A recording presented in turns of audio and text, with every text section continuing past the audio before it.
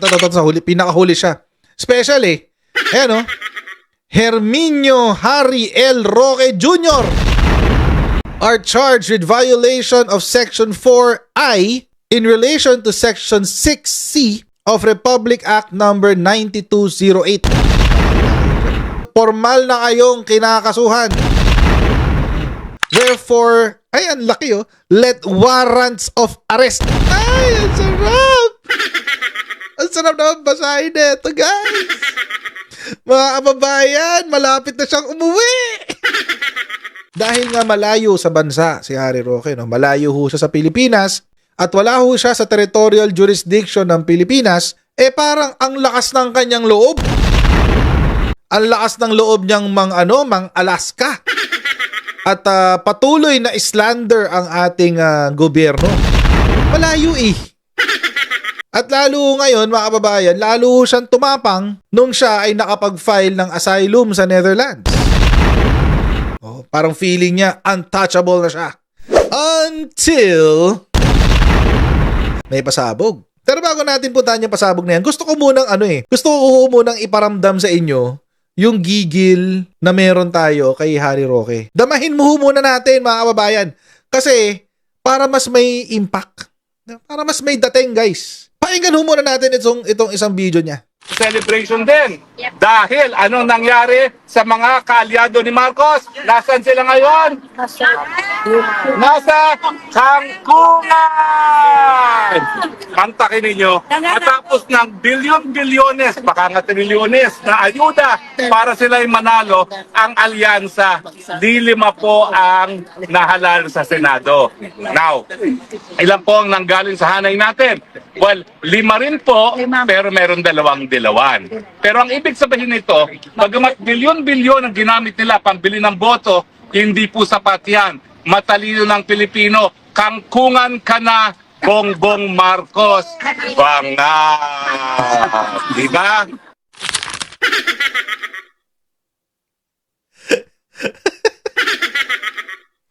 Hindi pa alam ni Roque to, malamang tulog pa siya. Pagising niya mamayang konti. Pagising niya mamayang konti. 10:45 na raw sa Netherlands, sabi ni Makilite. So malamang nabalitaan na niya. Separately, si Amy Marcos at saka si Camille Villar ay gumastos ng higit sa 1 bilyong piso para sa kanilang kandidatura. Ngayon, mga kababayan, sa palagay nyo, kanino nila babawiin yung 1 bilyong piso na yun? Sa atin lahat. Well, kay Amy hindi ko alam, mayaman na sila eh. Si Camille Villar din naman, bilyonarya na yun.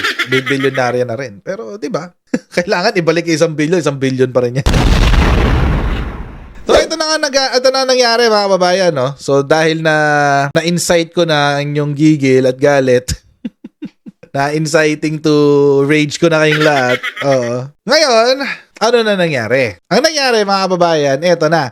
Naipakita ko ito sa live stream kanina, pero ulitin lang natin, namnamin natin, guys. Order, isabihin, pinag-uutos ng korte.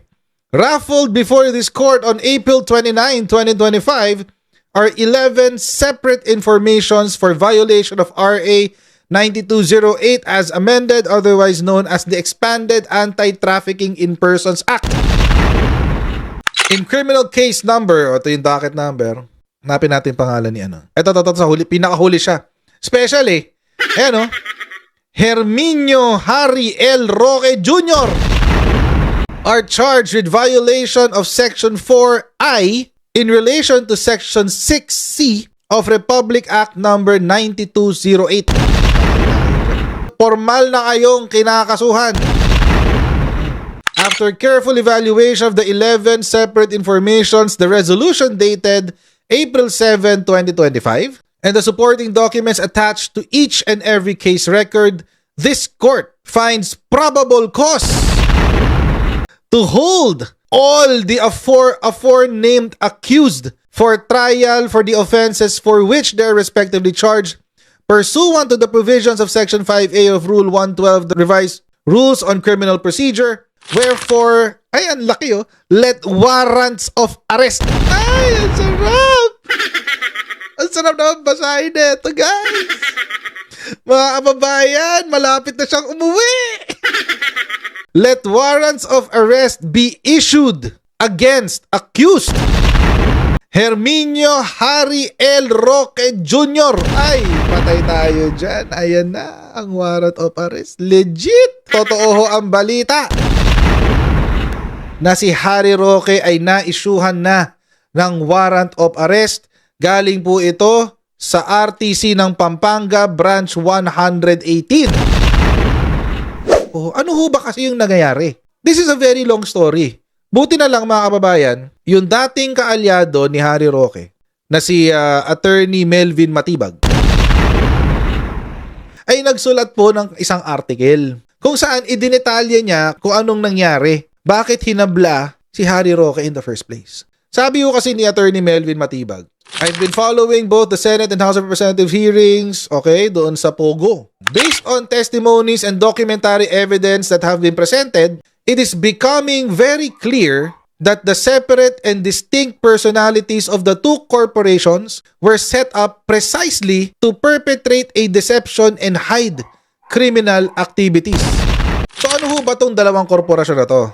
Yung korporasyon po ay ang Lucky South 99 at ang Whirlwind Corporation. Okay, ito. The engagement of Attorney Harry Roque and the improper provision of free board and lodging to Roque staffer and listed stockholder of Roque's Biancham Corporation, Mr. A.R. de la Serna, in the heavily guarded Pogo Complex, ay isa sa mga pamamaraan kung saan nag-employ ng dummy si Attorney Harry Roque.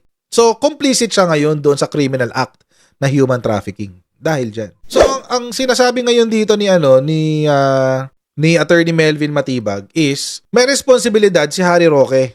Kahit sabihin niya na wala siyang responsibilidad dahil una, hindi naman siya yung korporasyon, may ginagawa ngang illegal yung korporasyon eh. So, ibig sabihin, pwedeng imbestigahan ka ng rekta, hindi lang yung korporasyon, pati yung mga tao sa likuran nun. Lalo pang ngayon tumibay yung koneksyon ni Harry Roque sa Pogo. Dahil meron nakahuli ng isang Chinese syndicate sa bahay na pinauupahan niya. Ngayon mga kababayan, sinasabi ni Harry Roque, hindi ko naman hindi ko pag-aari yung bahay na yan, pag-aari yan ni PH2 Corporation. See? May palusot na agad, di ba? Again, you have to pierce the veil of corporate fiction. Sino ba ang may-ari ng PH2 Corporation? Di ba si Biancham Holdings? Sino ang may-ari ni Biancham Holdings? Di ba sila Harry Roque? At the end of the day, sila pa rin yung responsable. So sana po mga kababayan, mahuli po siya agad. Sana po ma-execute agad yung warrant of arrest para hindi na siya makatakas. Mapauwi siya sa Pilipinas para harapin ang mga kaso laban sa kanya.